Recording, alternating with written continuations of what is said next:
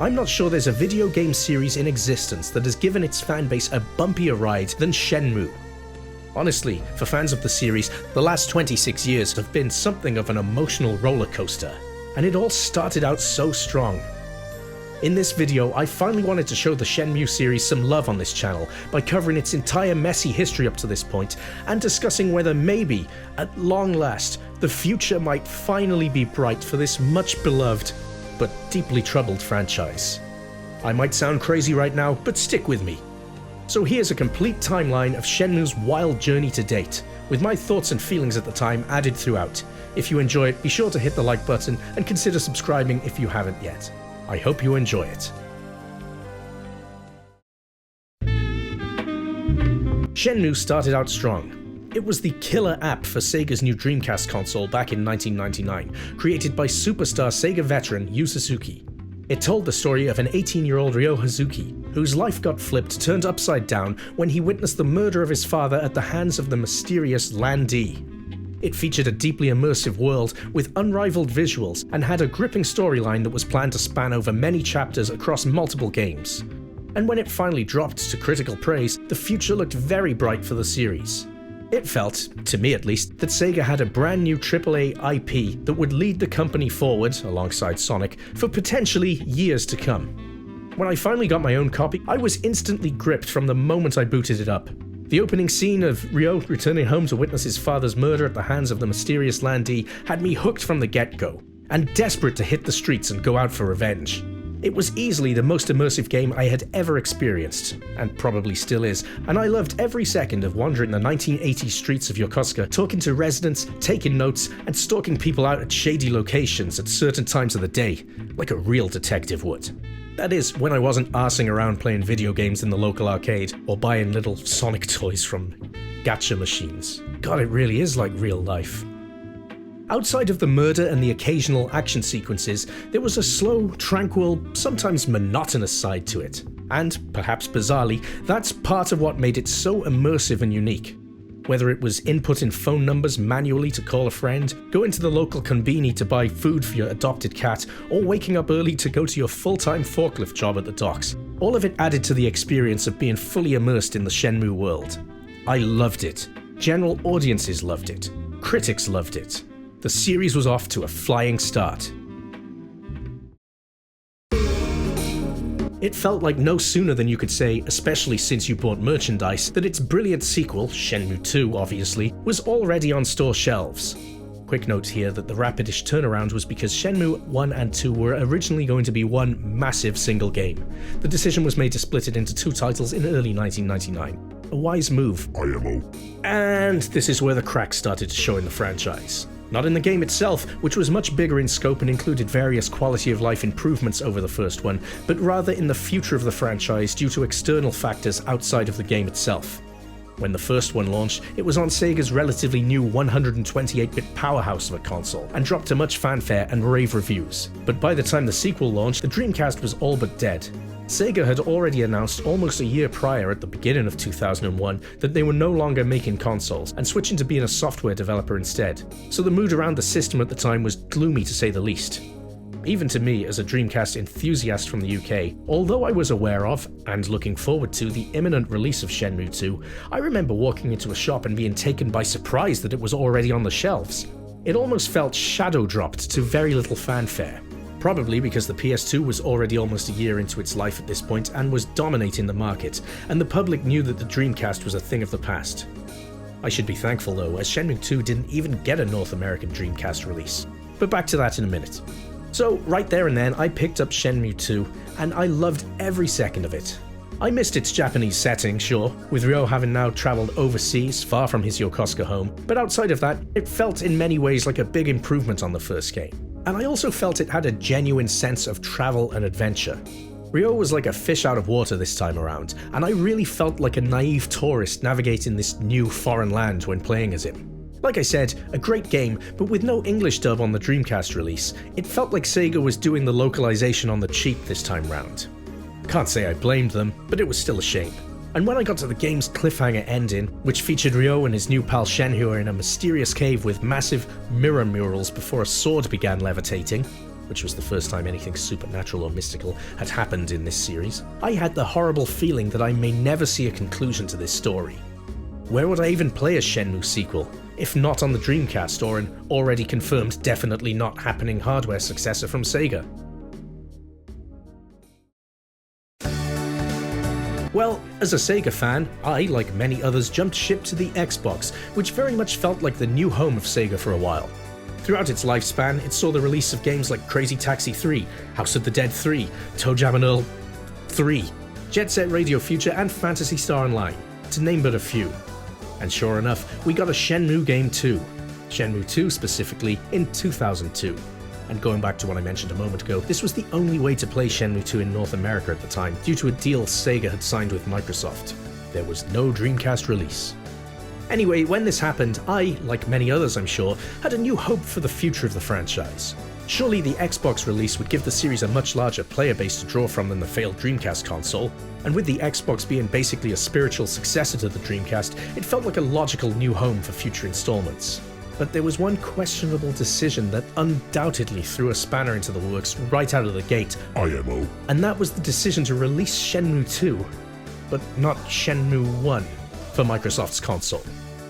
It was absolutely baffling, really, to expect to hook audiences into an epic ongoing saga, but starting their potential new player base at the second entry in the series. Sega's workaround to this was to bundle the Xbox release with a DVD of Shenmue the Movie, a 90-plus minute film made up from cutscenes from the first game. I mean, it kind of works, but it's hardly the optimal way to experience the story. You know, instead of as an extremely immersive one-of-a-kind gaming experience, to watching a straight-to-DVD movie made with Dreamcast graphics. I still believe that if Shenmue 1 and 2 were released bundled together on the Xbox, the series would have at least had a fighting chance. But no. It flopped, plunging the series' future into uncertainty once again. It looked like Ryo and Shenhua would be standing in that cave for a while. In 2004, Shenmue was given some hope for a future with a new entry, Shenmue Online. Being developed with Chinese audiences in mind, the game was revealed via a baffling trailer that showed Ryo and Lan-Di facing off on a rooftop with a load of other baddies in black suits, one of whom was holding Joy, a character from Shenmue, hostage, before a bunch of digital avatars of real-world players warp in and a big fight breaks out. Ryo and Lan-Di then begin shooting Hadoukens at each other in a massive departure from anything we'd seen in the series up to this point. And a side note, it may be that the series was always going to go this way, I'm gesturing right now to the floating sword mentioned earlier, but it was still strange to see this with no build-up or explanation.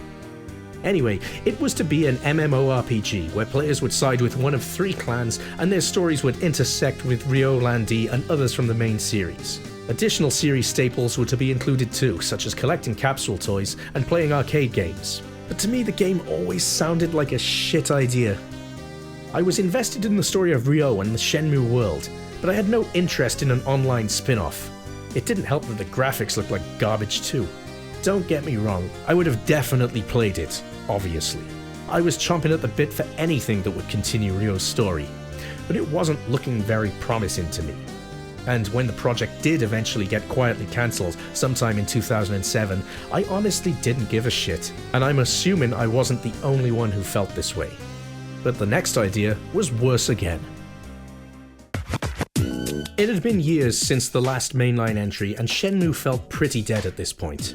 In December 2010, there was an attempt to revive the franchise with a Japan-exclusive mobile game called Shenmue Gai.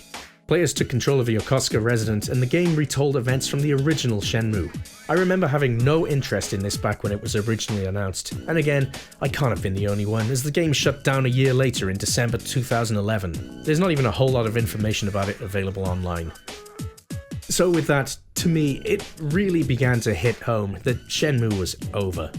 Ryo and Shenhua were to remain trapped in the cave forever, outside of a few cameo appearances for Ryo in other games. I remember just hoping that one day we'd get an animated movie or some manga or something to conclude the story. It realistically seemed like the best we could hope for at this time. But then, a miracle happens. Shenmue 3 got a surprise reveal at E3 2015. If I remember correctly, there were rumours circulating in the run-up to it, but I dismissed them as bullshit. not daring to believe it could be true. That was until Yu Suzuki tweeted a picture of a forklift the day before the event, and I thought, holy shit, there might be some truth to this. Even then, I remained cautious so as not to get overly excited and then have it turn out to be a new Shenmue, I don't know, DLC cameo in another game or something. But then, to the world's surprise, the full game was officially revealed the next day to great fanfare and literal tears of happiness from attendees. Albeit with the caveat that it needed to be at least part funded by a Kickstarter campaign. But that didn't matter. I knew the goals for the campaign would be hit more or less immediately, and I was absolutely floored that this existed. Just speechless. An emotional wreck. I'm still getting chills looking back at the reveal footage while putting this video together. At long last, 14 years after I finished the second game on my Dreamcast, Shenmue 3 was real and the future finally looked bright for the series. It would be a bit of a wait until I got to play it, but the Kickstarter smashed its goals and development was finally, fully underway in the next chapter of Ryo's story.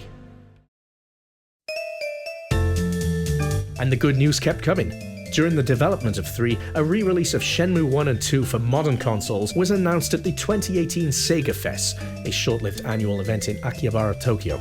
That announcement was wonderful news and would surely help drive interest in the third game and the series in general. In time, the fanbase would eventually learn that a much more ambitious remaster was originally planned, and seemingly quite far along in development when the decision was made to put out a much more basic modern-day remaster of the originals instead. Which was a swizz. It's a bugger that we never got to play these. Anyway, over the next 4 years or so, updates, screenshots and trailers would periodically drop on the Shenmue Kickstarter, and they weren't always particularly well received, especially to non-fans of the series. To the uninitiated, based on the reactions I saw at the time, it seemed to look like a somewhat janky, dated and clunky game with stiff animations and dodgy facial expressions, and some questionable NPC designs. But to me, it looked like Shenmue. I had no gripes with the graphics.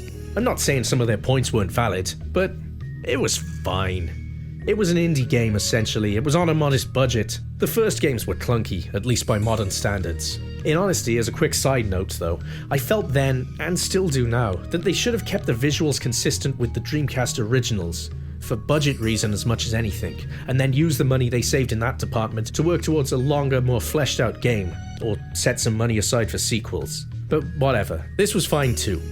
So, the HD remasters of 1 and 2 released in 2018, and it was an absolute blast revisiting them on modern systems. I played the shit out of both games while waiting patiently for Shenmue 3 to drop, and I really enjoyed my time. I hadn't played them in a few years at that point, and they held up very well. And then, about a year later in November 2019, my Kickstarter backer copy of Shenmue 3 flopped through my letterbox, and finally, 18 years after I finished the previous installment, at long last it was time to resume Ryo's journey. And what a special day that was. This video isn't a review, I know, but I'll give you a brief summary of my experience with the third Shenmue game. Firstly, I will say that overall, I really enjoyed it. During my entire playthrough, I just couldn't believe it was a real product. I couldn't fathom that it existed. It was the same amazing feeling I had when I saw Twin Peaks: The Return after a 26-year gap between seasons, or when I saw Bruce Campbell reprise his role of Ash for the Ash vs. Evil Dead series. It was one of those truly special experiences, and one which I, as a fan, really enjoyed. With a huge asterisk that we'll get back to in a moment. I played in Japanese, so I didn't get the apparently super wooden voice acting present in the English dub, and I had no gripes with its visual presentation. It very much felt like Shenmue to me. I loved exploring the new locations, particularly the second one, the city of Niaowu, however that's pronounced. This word. And like with Shenmue 2 before it, I once again got that genuine feeling that I was a tourist in a strange new land. I loved exploring that place, and I really liked the super chilled out vibes in the hotel in the evenings as I used the payphone to check in with friends from the previous games. Once again, it felt like I was on a journey. The combat, although different, was decent enough to me, the QTE events were cool, and it was just great being back in the world. But now to get to that asterisk. I had some friends who were casual fans of the old games back in the day, and they asked me if it was worth their time to play the new one. And although ultimately I said yes, probably, I did warn them that it came with a huge helping of annoying bullshit to deal with. It was far from perfect, so let's get into that. The game was padded with pointless busywork, seemingly added for no other reason than to draw out the game's length, whether that be picking herbs, earning an obscene amount of cash through betting minigames to progress the story, or repeating extremely basic one-button tedious training minigames to strengthen Ryo so that he could fight the next boss in the story. It was such bullshit. Add to that a pointless stamina system that saw me stuffing cloves of garlic into Ryo's mouth every 2 minutes like a goddamn lunatic, and you've got a lot of nonsense to deal with in Shenmue 3. Now, as a fan of the series who waited for this for the best part of 2 decades, I have a high threshold for nonsense. But I couldn't in faith not mention this to casual fans asking for a recommendation, and I definitely wouldn't expect this third entry to bring any new fans into the franchise here. If you cut this crap out and you had a shorter but solid game, the same game that was released but with the quality of life improvements, then yes, I could absolutely recommend it, but not in its current state, despite me personally genuinely really enjoying it. There's a good game in Shenmue 3, it's just buried in sludge and it's not accessible to newcomers. And unfortunately, perhaps not surprisingly, on its release the game dropped to mixed reviews from critics and low sales. It was a flop. I guess most hardcore Shenmue fans had already bought it on Kickstarter, which made the actual sales look even worse as they didn't count. And in terms of the overall story arc, there wasn't a huge amount of progression here either, which it got a lot of criticism for, but I thought was fine. This was never going to be the final planned entry. But regardless, it felt like the ending of the game was either rushed or chopped off due to budgetary reasons. So with the future once again looking bleak for the series, it looked like, for what felt like the millionth time at this point, that Ryo's tale would never be fully told. Until, in a shocking curveball, we got... The roller coaster continued, and a year after the unsuccessful release of Shenmue 3, Shenmue The Animation was announced pretty much to the surprise of everyone.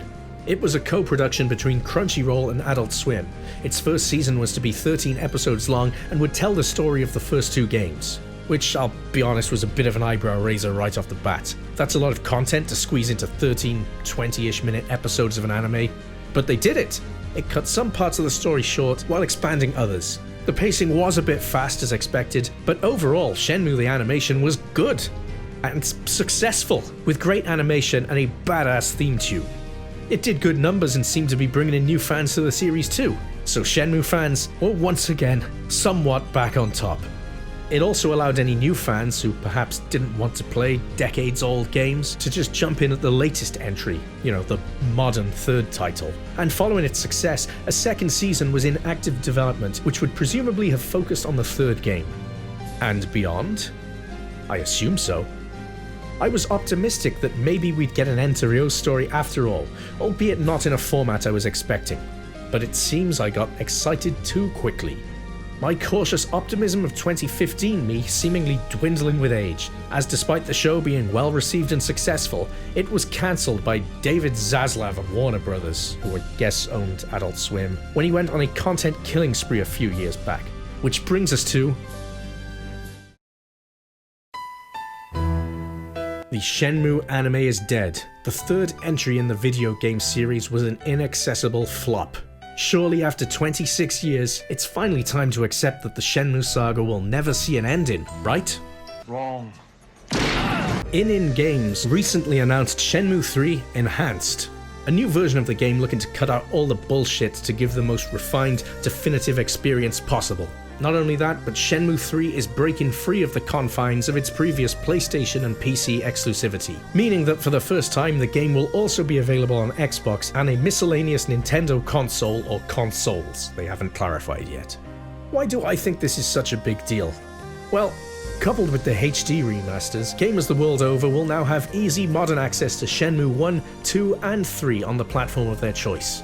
I mean, surely a Switch port of 1 and 2 is on the way? I would assume so. Not only that, but the third game will have the messy padding parts sliced out. From the list of changes they have put out, which I'll put on screen now, it looks to me like they're hacking out every one of my complaints of the original release. So assuming ININ don't drop the ball, I'd say this makes for a pretty fucking good trilogy of games, and a great jumping on point for new fans. If this is handled right, if Shenmue is enhanced in a way that leaves it as a shorter but much more refined experience, I'd have no problem recommending it to people. Like I said earlier in this video, there's a solid game in there just buried under some bullshit.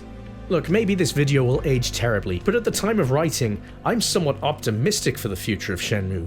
New fans will potentially now have 2 great games, a good game, and a solid anime to sink their teeth into, without the caveat that the 3rd game has much questionable time-wasting content that you have to grit your teeth and get through if you want to enjoy the story.